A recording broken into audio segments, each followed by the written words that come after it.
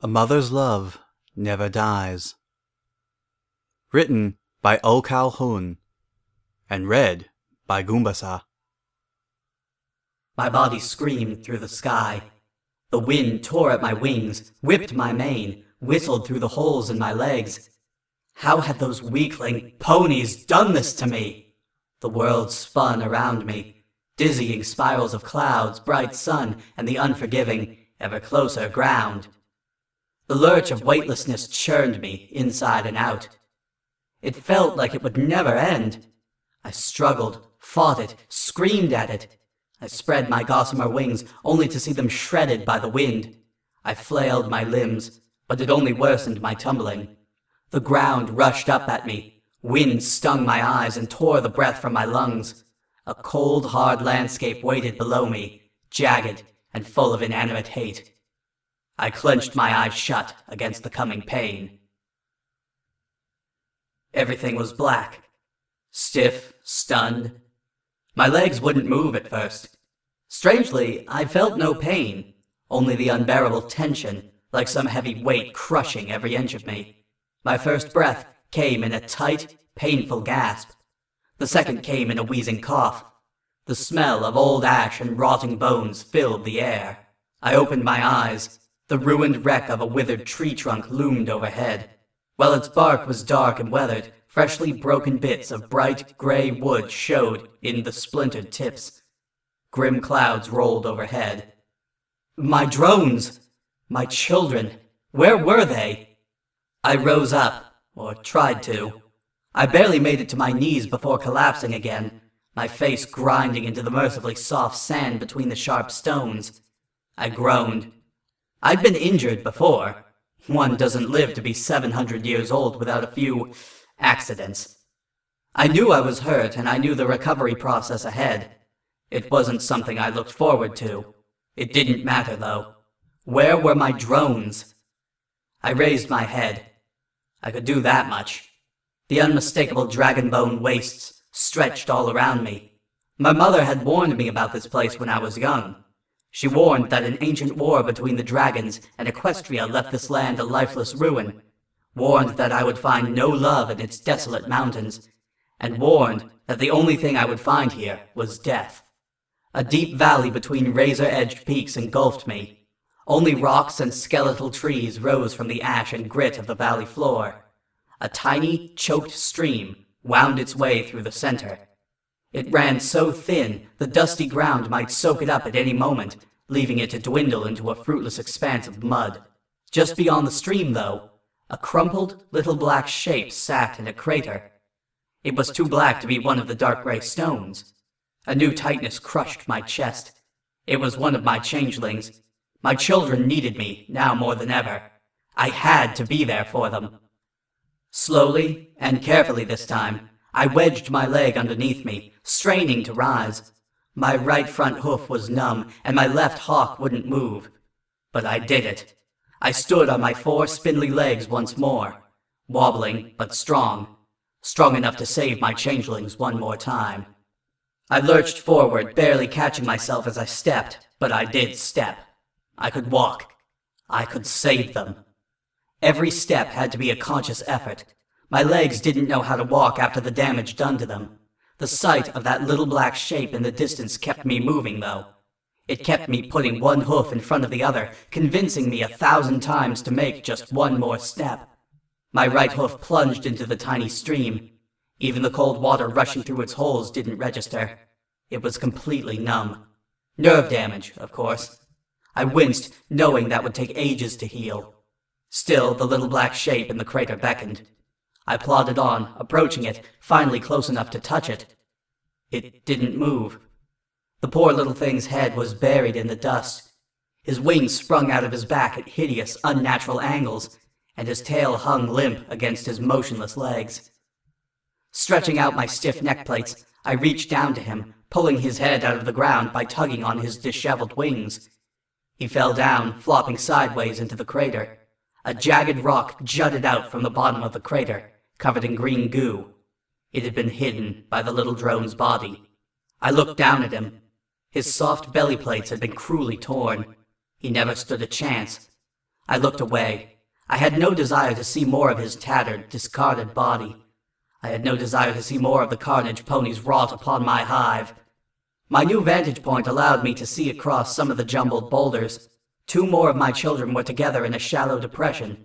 One sprawled in the dust, unmoving, but one was standing. Once again, I began the laborious task of walking. The standing one leaped to one side, thrusting with his horn at some little white shape on the ground. It darted back a safe distance, but 2 more white things crawled out from under a rock behind him. I hastened my steps. My children needed me. While the drone chased the little white creatures away, the other 2 moved in. They sidled up to the fallen changeling, skittering on slender legs and extending long white feelers ahead of them. As the 2 new ones approached the fallen changeling, the other drone seemed to finally notice them. He rushed back to the aid of his brother. Stumbling, he dropped to a knee, but he rose again.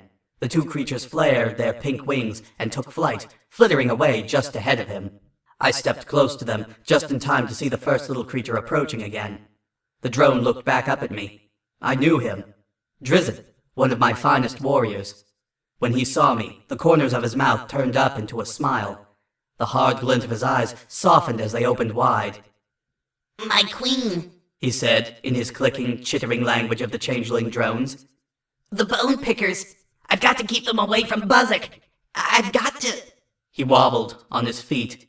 His sides heaved, his legs trembled. One wing hung down limply, while the other was simply gone, along with most of his tail. "I need to—" His eyes lost focus. "Help!" His knees buckled, and his face hit the ground hard, eyes still open. I winced. I'd never meant for this to happen. I thought I had done the right thing back in Canterlot. I'd been getting food for my loyal little drones, my family. It was an awful risk, yes, but for the sake of giving them the love they needed to survive. One of the bone pickers skittered up next to Drizzit. Lashing out with lightning speed, I stomped on it. It cracked hollowly, like dry eggshells, and its spindly legs splayed out underneath my hoof. Its legs trembled for a moment, but then fell silent. I hurried to the fallen changeling. He also sat in a little crater. This time no jagged rock protruded, and his head rested safely on the sand.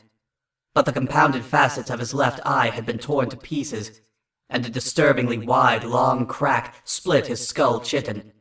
Thin bands of underlying tissue barely kept his head from falling apart completely. His leg twitched. My heart stopped. He was alive? I had to do something. Something!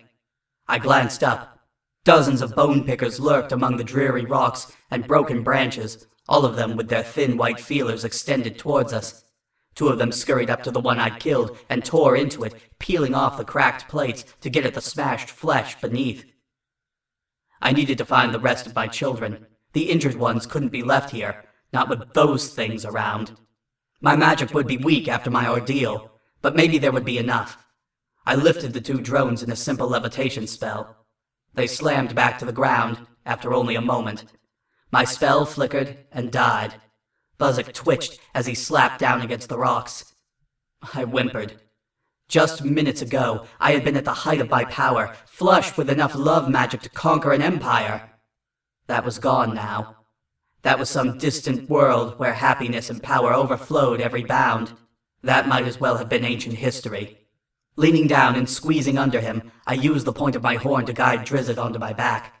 The bone pickers scurried away. I repeated the process with Buzzard, steadying the 2 of them on my back with my shredded wings. Those wings would never fly again, I feared. But they could be useful for this. And this was what my children needed. I stumbled on my 2 drones, unconscious of my back, and an army of bone pickers creeping after me. More changelings needed me to find them. More needed me to save them. So many more.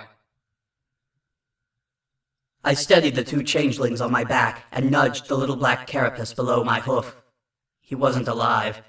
The little headless body would lie here for the bone pickers. Still, something inside me just forced me to check anyway. I couldn't just walk away from him, even though he wasn't even recognizable.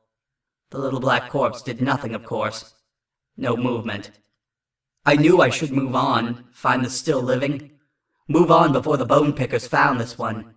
Before pony guards came to mop up what was left of us. I didn't want to watch, and there was no time to waste on caring for the dead when my live children needed me. But still, I stood and stared at him. Who had he been? A telltale clattering of tiny, pointed legs against the rocks echoed up the shallow canyon behind me. The bone pickers were close. Time to move on. I picked my way over to one of the less steep faces of the canyon, stretching my legs up onto the sharp rocks and climbing out. Once again, I would have a better view. I could find more changelings. I winced as my legs bent further than they had become accustomed to. They hurt now. I hurt all over. But duty called, and throbbing joints or torn muscles wouldn't stop me. I climbed to the rim of the little canyon, the same way I had moved through every part of this wasteland. Step by faltering step. Little white bone pickers crawled, swarmed, over one of the changelings on the ground by the time I arrived. It didn't take a close look to see he was already long gone. The one lying by the base of the tree, though, his sides still rose and fell, and the pale insects approached him with wary caution. None had yet ventured to crawl up the tree. I stomped with extra force as I neared, bearing down on my relatively good leg. A peal of thunder shot out from the gathering storm clouds above, perfectly in time with my hoof. All around, hundreds of thin, white antennae shot straight up. In a moment the bone pickers fled, not far away. They never went far. I gritted my teeth. Sharp pains seeped through the shock of my landing now. I limped my way over to the changeling underneath the tree despite it. Even more dark clouds rolled in overhead. Distant thunder echoed from the sharp mountain peaks. I knelt down to check him. He had to be vivid. The odd pattern of tiny holes in his horn was unique among all my children. His eyes were closed, and his chest heaved. His magic flickered weakly, a cold emptiness in my senses. Vivid, it's me. I nuzzled him behind the ear. Vivid? His chest stopped moving. No! I stomped my good hoof down again and winced. It wasn't as uninjured as I had thought. No, I repeated softly. My own magic was weak, almost non-existent. I could barely expend any of it without leaving myself too weak to live. But I could spend some. Maybe it would be enough. I opened the channels of my magic within me, calling upon my love for my children. The one love no pony could ever take from me.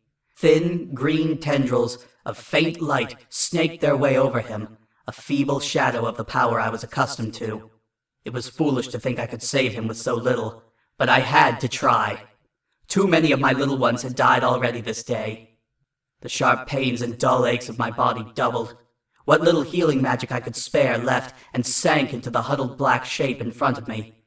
After a few precious moments, I had to cut it off. If I sent him any more, I would jeopardize my own survival. Vivid lay still, even as the last of my magic glow died away.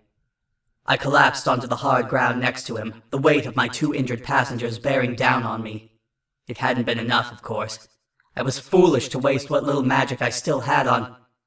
Vivid coughed. My heart skipped a beat, and my eyes opened wide.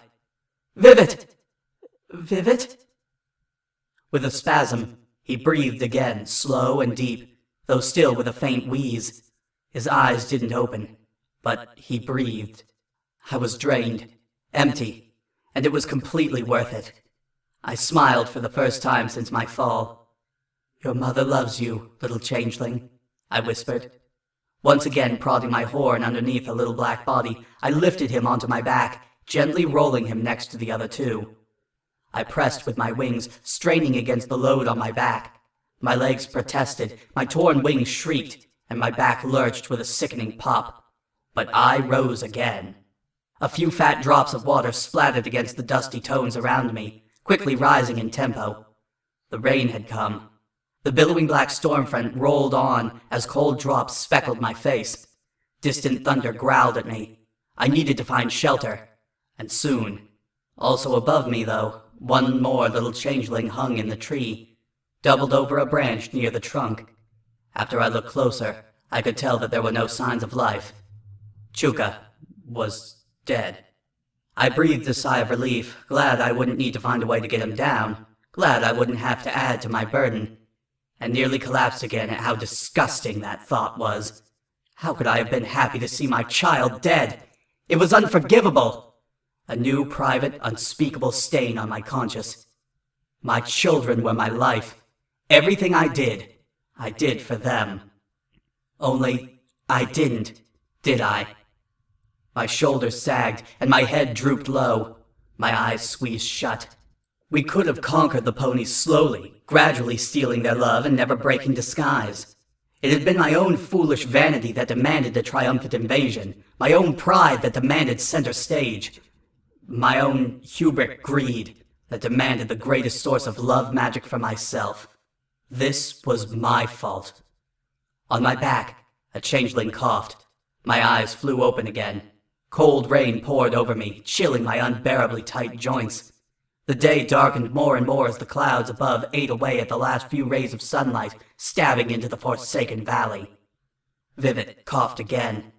I needed to find shelter. This cold would kill them. I shivered. It would kill me too before too long. A steep cliff loomed close, towering over me. Perhaps I could find a cave or something there. I took a step. Always just one more step. And then another. The dust and ash of the valley floor stuck to my hooves, quickly becoming sticky, gray mud. It pulled at my legs, giving me entirely new pains as my joints pulled and stretched. I took yet another step. By the time I reached the base of the cliff, mud filled the lowermost holes in my legs, crusting over them. Normally, I would be horrified, disgusted, outraged. I just took another step. After a day like this, what was a little mud? The water washing off the cliff streamed all around me, but I could only see a solid face of rock. No inviting cave, not even a crack or crevice presented itself. Turning left, I took another step. It wasn't a proper cave. It was barely more than a boulder overhanging a slight hollow in the cliff. Below it, though, lay dry dust, untouched by the pouring rain. One more step, and my tired hoof touched dry soil. The dust clung to my wet chitin, but it felt warmer than the muck outside. I stumbled in. I wanted to collapse, to fall into a long-needed coma, but 3 little changelings needed my help, and an untold horde of bone-pickers waited, scurrying behind the rocks just out of sight. I knelt down, excruciatingly slow, and one by one I lowered my children onto the soft, dry ground. The dust caked them everywhere it touched as well, but there was precious little I could do about that now. With one final act of will, I turned away from the wall, away from my children lined up against it. I made myself look as menacing as possible, caked in mud and lying in dust. I had to deter those bone pickers, and I needed to do it with as little energy as possible. I had none to spare. Outside of the shelter, the storm raged on, pounding the battle-torn land harder and harder. Thunder crashed from one peak to another, echoing into a nearly ceaseless rumble. These were wild lands, after all. No Pegasus ponies kept the storms in check here. I was glad of it. Ponies were the last creatures I wanted to see right now. I allowed myself a tiny groan. Where would I ever find a new source of love here, though? My internal supply would only last so long, and draining my children through their love for me would be a repulsive and unworthy end. But what else was there? Nothing lived in these lands, save for the little crawling bone pickers surviving off the long-dead dragon carcasses. I would receive no love from them. The lack of ponies had its downside as well. I looked out. Even through the pouring rain, I could spot little white dots peeking out from under the jagged rocks or broken trees. Would that be my end? Would I, in desperation, drain my injured children of energy for my own survival? Or would I keep my honor and slowly die, waiting until I was too weak to fend off those things? The breath left my lungs in one long sigh. There was no hope for me and my children, only the long wait for the end of the storm. And then one more step, a tiny voice whispered inside my head. I shivered, and not entirely due to the cold water drying off my carapace. Would I ever escape this pitiful existence to return to power? Or would I suffer, fighting for every scrap of energy until I finally ran dry? Until I finally stopped and fell down for the bone pickers. My empty stomach lurched. The injuries to my body were bad enough, but to have the hope torn out of my heart by those wretched ponies, that cut deep. The remaining drizzle of rain pattered against the rocks in front of me. Once again, my eyelids grew heavy. My head drooped. I shot up straight again, at the sound of tiny feet clattering between the raindrops. I couldn't rest. Not until my changelings were safe. A weak cough echoed from the hollow behind me. I sighed. Vivid's coughing had steadily become more frequent, but it was weaker every time. Was that a good sign? Doubtful. I never took the time to learn much of medicine. I always had my medical drones and my healing magic. Now I had nothing, not even a scrap of cloth to use as a bandage. All I could do was protect them from the bone pickers, giving them a chance to recover on their own, as unlikely as that was with their depleted magic. I could see the bone pickers now. They edged forward and darted back, but they always slowly advanced, their antennae waving ahead of them. Dozens of them circled my overhanging rock. There could be hundreds more I couldn't see. How long had it been since the scavengers of this valley had feasted like they did today? How many of my little ones had already succumbed to their tiny claws? The hollow feeling in my chest grew. How long would it be before I, and the few I still protected, met the same fate? Vivid coughed again, harder this time, more insistently. Was that a good sign? My insides twisted themselves in knots, wondering if these precious three, the only children I could still claim, would survive the night. Drizzt would be in the best condition, probably only suffering from simple shock and fatigue. Surely he would recover with time, and yet it had been hours since he had collapsed. Shouldn't he have woken by now? Vivid's cough rang out again, several long, choking hacks.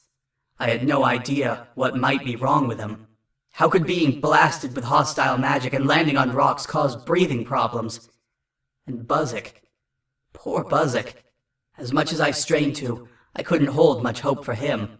It surprised me, honestly, that his head wounds hadn't yet proven fatal. Only a huge surge of healing magic would save him, and he wouldn't get it. There was none to be found in this unforgiving place. An explosive series of coughs rose behind me, dying out to a slow wheeze at the end. I turned, but Vivid still laid unmoving in the dust. He coughed again, and even through his unconsciousness, lines of pain streaked his face. There had to be something I could do. Slowly, stiffly, I stretched out my legs and rose to my feet. Pain coursed through my body, lingering in every joint and muscle, but I rose all the same. Clumps of caked-on and dried dust dropped off me as I moved for the first time since coming here. The field of white insects in front of me whirred into motion, and in a moment the bone pickers were invisible again, all of them hidden behind rocks or buried in the dust. I turned away from them. My son needed me. Vivid coughed again. The convulsions running through his body seemed strangely twitch-like, not a natural coughing motion. Even though my legs felt like they were made of dry sticks and my tense muscles protested every movement, I limped to him. It was only 3 steps, but it drained me more than a trek across all of Equestria would. I would be lying if I claimed my lying next to him was purposeful. It was more than half involuntary. My abused body finally gave up the fight against gravity now that I had reached my goal. My lips trembled, and I felt a burning in my eyes that I hadn't felt for centuries as I laid there on my side. Vivid coughed again. This close, I could see the little cloud of dust kicked out by his weak breath. This was no time to cry. He needed his mother. I reached out and pulled him close, as I rarely did even with my smallest foals. Any comfort I could offer, I would give him, even if he never knew it. Still he coughed, twitching his hooves. I stroked a hoof over his scuffed mane, letting the holes in my forelegs caress over his limp spines. As a changeling queen, I rarely needed lullabies, and I had precious few to call upon. Still, maybe it would help calm him, even through his unconscious ears, even though it was full of bold promises that were now no more than sweet lies. I held him close, and I sang. Come now, my children, please gather and lay. Night will soon burn out of the fires that brought us the day. Your queen will return. I'll bring you a prize, a feast that is blessed. Here at the sunrise, it's now you must rest. and dream of the night we break through the dome, and finally are sure that we have found home. Home. Little children, do not fear. Little children, I am here. My sweet children, do not weep.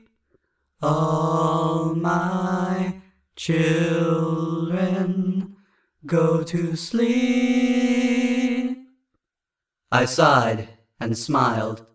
Vivid's coughing had stopped, and he rested calm and still in my hooves. A warmth foreign to this barren land filled me. Despite my failure, despite everything, I could still be a good mother, still soothe my children's hurts, still... Vivid was a little too still. Cold lightning ripped through that warmth, seizing my heart. Frantically, I lowered my head to him, moving a hoof to fill his breathing and pulse. He didn't move. No breath moved against my cheek. My hoof didn't rise and fall with his little chest.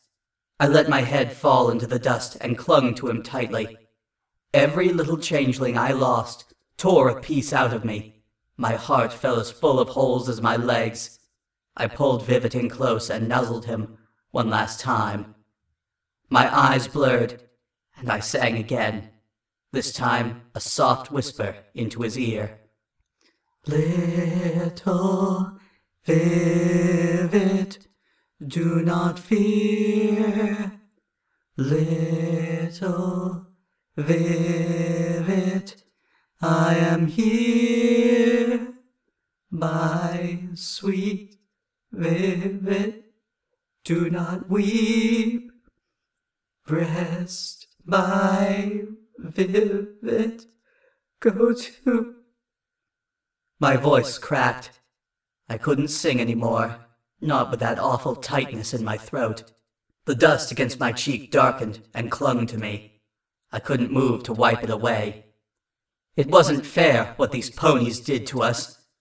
It just wasn't fair. My body shuddered, and my face contorted, almost painfully. I needed some way to fix it, but of course there was nothing. Only loss, death, and pain. Some part of me insisted this was a dark dream, that I would wake up. I didn't. I just ached deep inside, and watched my tears dampen the dry grit beneath us. Vivid lay still in the dust, oblivious to his mother, and oblivious to her sobbing. I released him, and we fell into the dust together, laying limply. I did the only thing left to me. For the first time in hundreds of years, the Queen of the Changelings cried. Dawn crept over the sharp mountains, cold, damp, and later than it should have. Last night's storm had left the valley floor a seething morass of mud and filth, yet there was a calm beauty to these lands. A chill breeze wandered through the valley among the jagged bones and tortured trees, yet nothing moved. The chill of the night had even been enough to discourage the bone pickers, and none of them had yet returned. High above, wispy remnants of last night's storm clouds slowly tore themselves away from the mountain peaks, running wild without any ponies to guide them. It was a desolate place, but a place where one could be alone. The landscape warned away any would-be trespasser, unyielding and forgiving. Yet that gave it a stark, rugged beauty all its own. This could have been a home, if it weren't for the lack of any ponies to feed on. Groaning, I stirred in the depression in the dust I'd made into my bed. My legs and back were incredibly stiff, with an unbearably deep ache inside them any time I stretched. My injured and abused body had stiffened as it laid still all through the cold, wet night. I let myself relax, slumping back into my shallow hole for a moment. I had to get up, of course. I needed to check on my changelings. I needed to find the rest of them. I needed to find some source of love that would help me heal them. But for now, for just one moment, I could rest. I'd never been so tired. The clouds stretched away overhead, and the pale light of day lanced into the valley. I rested there for far too long. A pair of white antennae popped up above the blackened bark of a dried-out log nearby. I winced. That was my cue to wake up and care for my children before resuming my duty of protecting them from those vile insects. As the valley slowly warmed, they would return. With a heroic strain, I pulled my front legs underneath me, tilting my body more upright. They felt as if they were about to snap off, and my joints were almost too stiff to move. I held my breath, rolling and pushing up, rising to stand another day. I almost didn't, nearly collapsing back into the dust. I would have. It would feel so much better than straining to keep my sore, trembling legs underneath me. But I couldn't. My children needed me. I took a step. Always one more step. Luckily, it only took 3 steps to reach my 2 surviving children. I couldn't know if there were any more in me. Perhaps there were. I would have done anything for them. Buzzard's head wound had opened further during the night, though it had finally scabbed over and no longer leaked. His chest still rose and fell, worryingly slow, but he still lived. I turned to check on Drizzit. He wasn't breathing. I crashed down next to him and laid my hoof across the soft joints in his neck. Nothing. Not even the slightest twitch of a pulse. And he was cold as the stones around him. My breath left me in one strained sigh, and I fell into the dust again. What had happened to him? He had been the best of them, and now this? How could he have just died in the night? My growl came out as more of a strained gasp. To think that one of the finest of my warrior drones would be taken from me like this, without a struggle, without fanfare, without warning. He had just slipped away, unnoticed, in the dark. Was I that bad? Had I failed so hard as to deserve this? I would have liked to say I tried my best, but that wasn't true. The invasion had been compromised for my own petty vanity, and because I underestimated those pathetic ponies. I shuddered to think where it had brought me, abandoned in the wasteland, struggling just to keep my children alive, and failing at that too. Why did they have to pay for my failure? Why were the ponies punishing my children rather than me? I sneered at the hard, unjust world around me. I deserve this. They did not. Only one was left to me now. There had to be more out there, scattered in the rocks and dust. More must have survived, right? For now, though, I could only be sure of one survivor. Of all the drones in my hive, I was down to 1. The hive once boasted thousands, but now all that was left was poor little Buzzard. I had never seen any drone recover from such a severe injury, not without magic, and I had none to spare. Yet he still clung to life. He was a fighter, more of a fighter than Drizzit in some ways, I suppose. I owed it to him to show the same strength in myself, to keep going, no matter what, just like he did. I couldn't let him down, not if he still endured. The day stretched on, and I maintained my perpetual guard, sitting between my children and the bone pickers. Apparently, I was still enough of a threat to ward them away. But that was a lie, even if they hadn't guessed it yet. I could barely move. I was steadily weakening. I could feel it. I might not even have had enough magic left to heal myself, which left one final option. As I sat there guarding my little alcove, as the hours stretched on, and as the sun slowly crawled across the sky, the thought of it grew on me. It became clearer and clearer what I had to do, how this would end, how it must end. It would be fair, after all. I was the one who deserved the punishment, not my children. I blinked. It was the only motion I had indulged in for hours. This procrastination had stretched long enough. There was nothing to gain by waiting, and my reservoir of magic would only become drier as time stretched on. If I was sure about what I had to do, why hadn't I done it yet? Mortality is a difficult truth for anyone to face. It's even harder for someone raised on the promise of eternal life. Dying was for drones, for pony peasants, for mortals. It wasn't something a queen should ever face. It wasn't something I should ever have to face. How could I walk into that, having never prepared myself? There once was a time I sneered at the pathetic mortals and their fear of the end. Now, with it staring me in the face, my blood ran cold. My mind raced, frantically searching for some escape, some excuse to back out of it, some clever alternative. There wasn't one, of course. My mind set. I prepared to stand, to turn around and do what needed to be done. I didn't stand. I meant to. I could have sworn I ordered my legs to move. Yet there I sat, not budging an inch. My body was so incredibly heavy, yet hollow inside, and fragile. If I stood, that would be it. The irrevocable first step toward the end of a queen. A few of the bone pickers skittered forward, edging too close for comfort, calling my bluff. I rose to my hooves, ignoring the shooting pain of strained tendons and cracked exoskeleton. The insects scurried away, but that wasn't good enough. Eventually they would find their courage. Eventually my strength would fade, and it would take time to finish this. I needed to do it while they were still frightened of me. I turned and limped to the back wall, where my last child waited for me. I looked down at Buzzard. He was patient, this one, waiting for me to realize what needed to be done, dutifully hanging on to his life long enough for me to save it. I smiled, slightly, for what would probably be the last time. Shoving a pointed rock down into one of the holes in my good front hoof, I sat down in front of the wall. Buzzard deserved to know what had happened. His mother wouldn't leave him alone and confused. Only alone. My eyes burning, I raised my hoof to the dark stone of the wall and began scraping a note. The bright scratch marks left by my sharp rock showed through perfectly, letting me scratch out a note to the tight, angular changeling script. My dear Buzzard, I am so sorry. I had a duty to you, to all of you.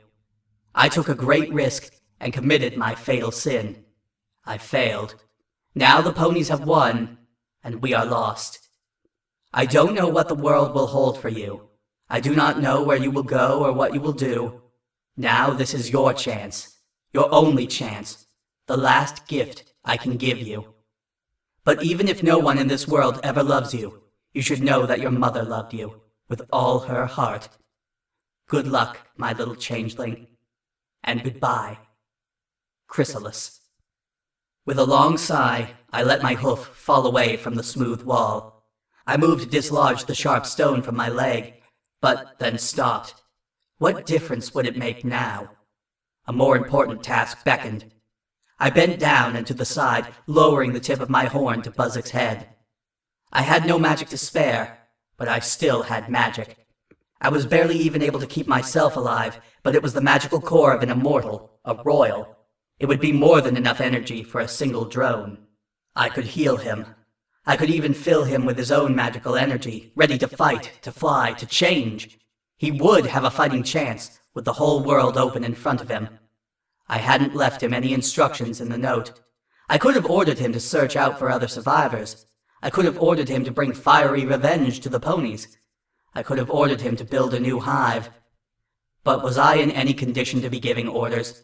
Did I dare to give orders after what happened in Canterlot? No. Buzzard would have a blank slate, and he would decide his own destiny. That was the gift I could give him. I called upon my last reserve of magic, sending them out through my horn, in healing patterns.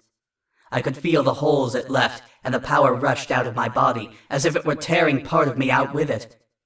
It wasn't painful, but it felt wrong. There could be no way to mistake the harm I was doing to myself. Glowing green tendrils of energy, of love, curled around Buzzard. The fissure in his head slowly pulled back together, the crack sealing itself without the slightest seam. His breathing grew steadier and stronger, and the gash in his eye smoothed out with a shimmering ripple. The green glow weakened, flickering. There wasn't much left, but I gave it all to him, everything I had. The glow ceased completely. I crashed to the ground, hitting my head hard on the rocks, but the impact barely registered. The corners of my vision blurred dark and fuzzy, and I felt numb all over. My head still faced Buzzard, though. I could see him. He stirred, twitching a little. Then his eyes opened. He lifted his head and propped himself up on his hooves, looking around. His eyes shot open wide when he saw me. My smile before hadn't been my last. I smiled up at him, proud to see my little hatchling strong and free, even as my sight faded completely. My queen, are you okay? A strangely distant voice called to me in the chittering language of the changelings. Queen? Chrysalis? Chrysalis, can you hear me? Wake up! It paused for a moment. Mommy? It was the most beautiful sound I had ever heard.